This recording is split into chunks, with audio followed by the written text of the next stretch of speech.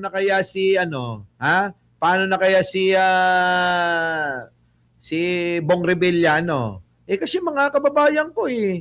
'Di ba? Ilang araw na ba? Ilang gabi na bang nakakulong si Bong Revilla diyan? Si Lani Mercado umaapila na. Ah. Ito na, pasok. Kulong si dating Senador Bong Revilla. May panawagan naman sa publiko Ang ng asawang si na Cavite Representative Lani Mercado. ano? Mula sa Quezon City, nangunguna sa balita Yan si na. Reynel Pawi. Reynel, anong panawagan at sino-sino mga dumalaw sa dating senador ngayong araw? Nako. Jiggy, pasado alauna ng hapon ay bumisita rito sa may Quezon City Jail Mill Dormitory itong si Cavite Representative Lani Mercado kasama yung kanyang dalawang anak na sina Brian at Gianna Revilla. Nako. So dumalaw na ho ang asawa ni Bong Revilla na si Lani Mercado. Nakangiti siya nung pumunta rito pero hindi na nga siya nagbigay ng anumang pahayag para sa sitwasyon pa ng kanyang asawa na nasa loob nga ng piita na si dating Senator Bong Revilla. Pero nako, patay na. sa kanyang Facebook post ay nakita natin yung pahayag nitong si Ginang Revilla. Ang post daw mga kababayan is, as his wife and as a public servant myself, I ask for understanding, fairness, and respect for due process. Mga kababayan ko, lagi na lang ganito. Lagi na lang ganito yung mga panawagan ng mga inaakusahang mga magnanakaw sa gobyerno. Due process, bakit? Hindi pa ba due process yung nangyari? Diba? Mga kababayan ko, wala bang due process yan? Putik na yan Sinabi na sana raw ay makahingi sila ng konting pangunawa at respeto at magkaroon din ng due process itong gumugulong na investigasyon sa kaso ng kanyang asawa. Sabi niya sa mga susunod na araw ay hindi na raw siya magbibigay at ang kanyang pamilya ng anumang pahayag. Hindi! Lumabang kayo! Sabi dito ni Lani Mercado, mga kababayan ko, I do not intend to make any public comments moving forward. So hindi na daw siya mga kababayan magbibigay ng kanyang mga komento patungkol po sa nangyari sa kanyang asawa na inakusahan ng patong-patong na kaso, plunder, malversation. Alang yan, mga kababayan ko, ewan ko ba, hindi na nadadala ang kapal ng muka. Hindi na nadala.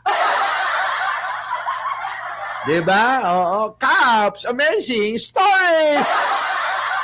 Tadaran, tantaran, ang panday! Utik na yan. Mga kababayan ko. Tapos magbubudot-budot. Tadaran, tantaran!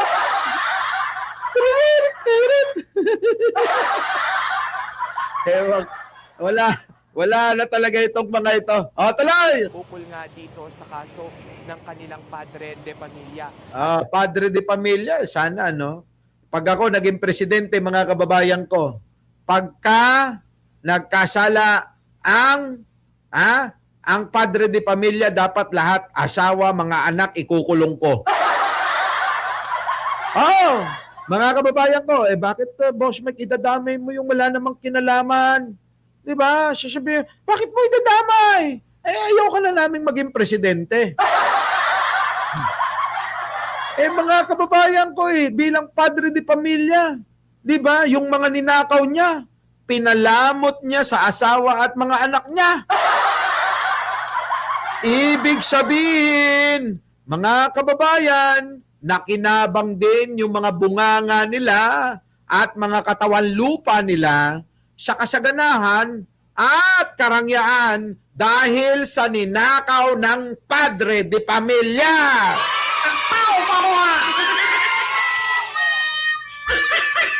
Ewan ko lang kung may magnanakaw pa. Diba?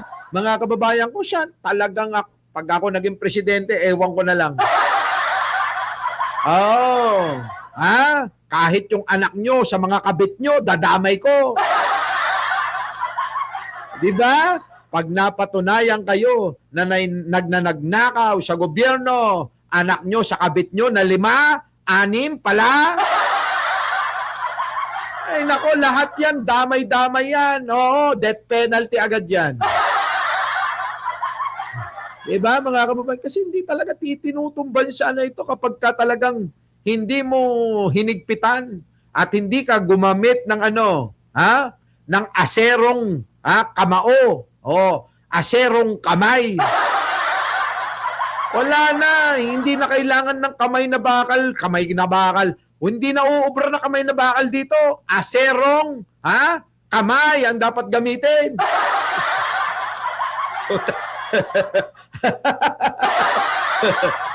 Pag naging pangulo lahat vlogger na. Sinasabi ko na nga ba? Eto na. Ito namang DILG, no, kaninang hapon ay isinapubliko na yung mugshot nitong si Rene. Nako, mga kababayan, ito naman si Arnold Lopez, isinend pa sa akin to. Tapos sabay na, sabi niya, Mike Cervera, hindi mo kami maluloko.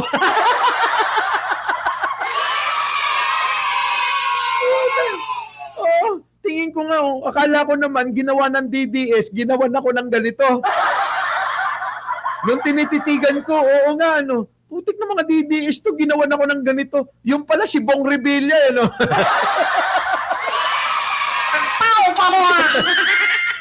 So, ito si Arnold Lopez, wala rin magawa, no?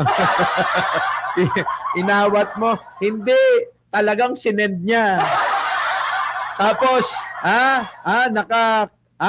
ang lalaking letra, sabi niya, Mike Cervera, hindi mo kami maluloko. Hayop ka. Napakawalang yamo rin, ano? Eto na. Pasok. At itong 6 pa niyang kapwa akusado dito sa maanumalyang flood. Ang dami nila. 6 na akusado plus si Bong Revilla, 7 pala sila na sabay-sabay na kinasuhan ng Ombudsman at ng DOJ at ng ngayon ay dinidinig yung kaso nila sa Sandigan Bayan. Di ba? Control project sa Pandibulacan. Jiggy. At Rachel, bakit ngayon lang daw nilabas itong mga mugshot? Oo nga, bakit ngayon yan lang nilabas yan? Mukhang inedit nyo parang, mukhang inedit pa nila para maging kamukha ko,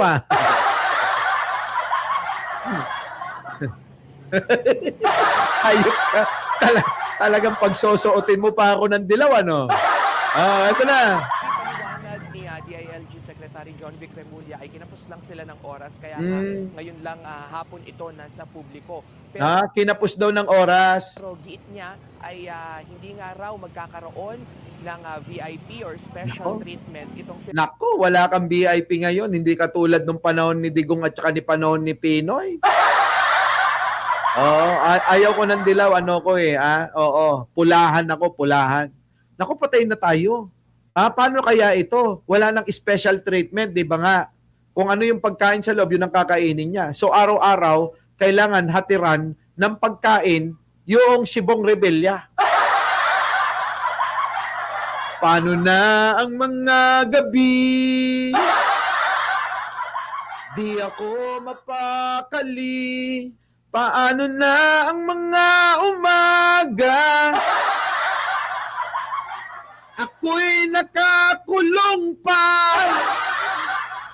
Kung ako ay hindi nyo palayain at hindi nyo dinggin. Grabe to, mga kababayan. Sakit na. Ito, bakit kanyo masakit? Sanay ho kayo na matulog na naka-aircon. Sanay po kayo matulog, malinis, yung mga kama nyo, kobre kama. Halos araw-araw pinapalitan ng katulong yan. Di ba? Sanay kayo paggising nyo, ay manonood lang kayo ng vlog ni Mike Cervera. At makikichismis sa iba. Sanay kayo na na paggising nyo nakalatag na yung breakfast and bed nyo. Yung katulog nyo, yung breakfast nyo, dinadala sa kama nyo. Kompletos ricados. Kakalembang ka lang ng ganito. Darating na kung ano yung gusto mo. Yes po, sir. Ano pong ipag-uutos nyo? Pag timpla mo ko ng kape, ayaw ko ng tsaa. Palitan mo to. Di ba? Ayokong kumain ng heavy sa umaga. Ayoko ng rice. Palitan mo to. Ikuha mo ko ng, pagluto mo ko ng ng steak. Yung rib eye, gano'n. Di ba, mga kababayan ko? Yun yung pinakamasarap sa parte ng steak eh. Rib eye, At ikuha mo ko ng mga gulay-gulay para healthy ako. Ngayon, ang hirap na gawin nun. Di ba? Paggising sa umaga, anong gagawin mo? Maglilinis ng kubeta. Di ba? Wala na akong kalayaan. Pag nangangatwiran, ako'y tutumbungan.